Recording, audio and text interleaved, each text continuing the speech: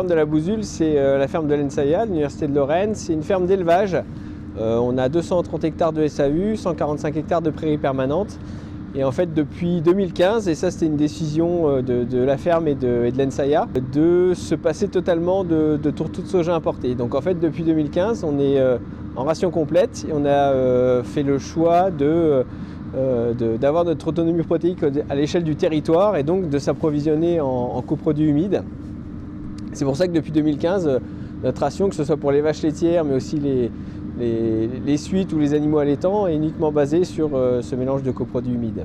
Et en fait, on a calculé avec un groupe d'étudiants que de passer à cette ration mélange de coproduits humides qui était issu du territoire de la région Grand Est finalement, donc tous les coproduits viennent de moins de 170 km de la ferme, ça nous permettait d'économiser à peu près 230 kg de CO2, l'équivalent de 230 kg de CO2 par vache et par an, ce qui représente pour une ferme comme la nôtre à peu près 16 tonnes de CO2 par an d'économiser.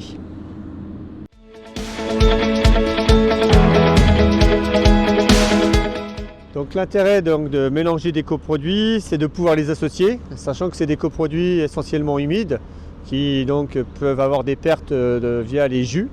Et donc sur la ferme de la Bousule, on les associe à l'ensemble des autres ingrédients de la ration, donc le maïs, l'ensilage d'herbe, afin de pouvoir proposer un seul silo et donc un seul front d'attaque.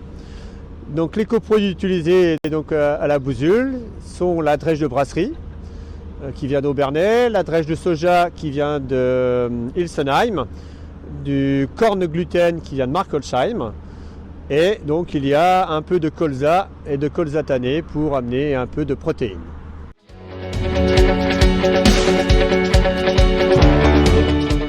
Ici, à la ferme expérimentale de la Bousule de l'ENSAIA, on va tester deux modes de distribution différents des coproduits. Un premier mode de distribution où, en final, les coproduits, l'ensilage d'herbe et l'ensilage de maïs seront stockés dans le même silo lors d'un chantier, contre une deuxième ration où ces différents ingrédients seront mélangés tous les matins dans la mélangeuse.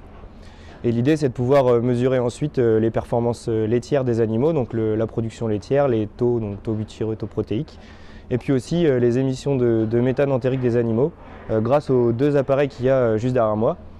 Donc ces appareils, ça s'appelle des green feed, ce sont en fait des distributeurs automatiques d'aliments qui permettent de mesurer la quantité de méthane émise lors de la visite des animaux. Et donc on pourra aussi, grâce à ces appareils, connaître la différence d'émissions de méthane entre les deux types de rations.